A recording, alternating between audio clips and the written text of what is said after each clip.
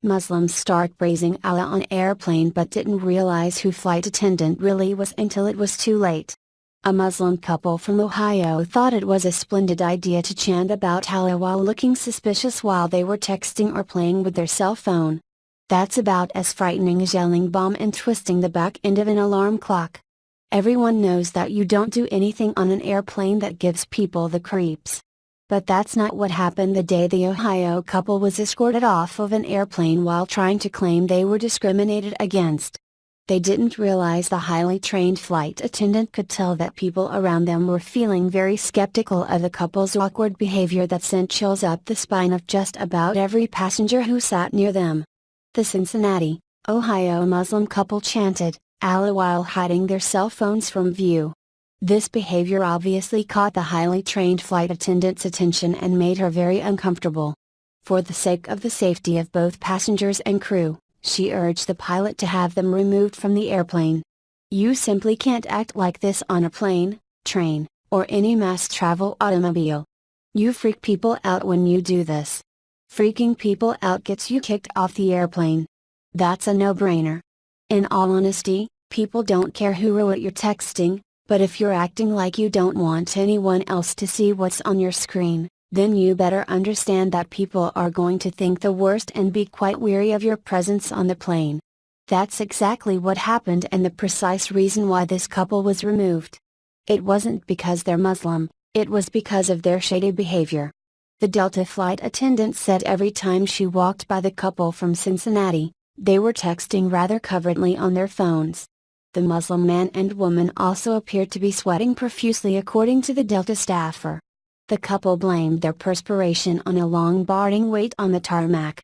Sweating profusely while everyone else is not? That's called your nerves are wreaking havoc on your perspiration system because you might be up to no good. Ever give a speech in grade school and were super nervous to do it? You may have sweat bullets.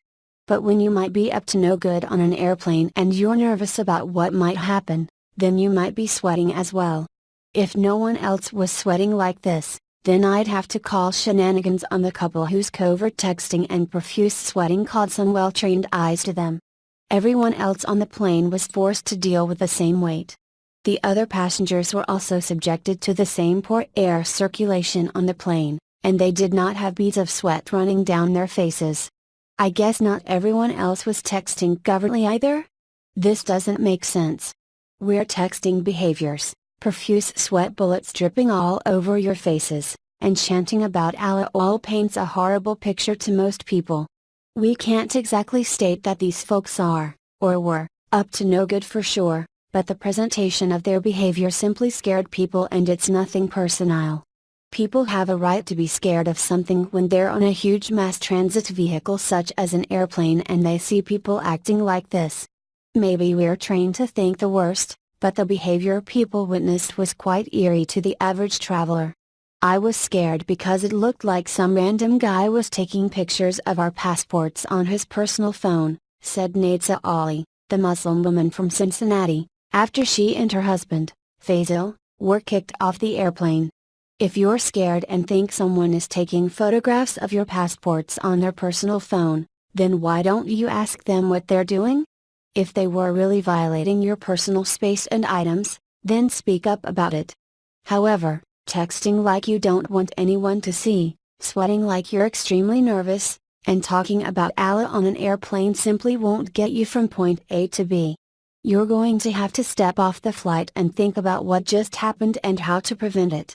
You'll have to understand this is not a thing against Muslims, but a thing where you're scaring the Jesus out of folks, and anyone doing this would be removed, regardless of their skin color, sex, or religion. Anyone who acted like this on an airplane would be removed. Nothing discriminatory about it, but you know they'll try and say it was. Let it go.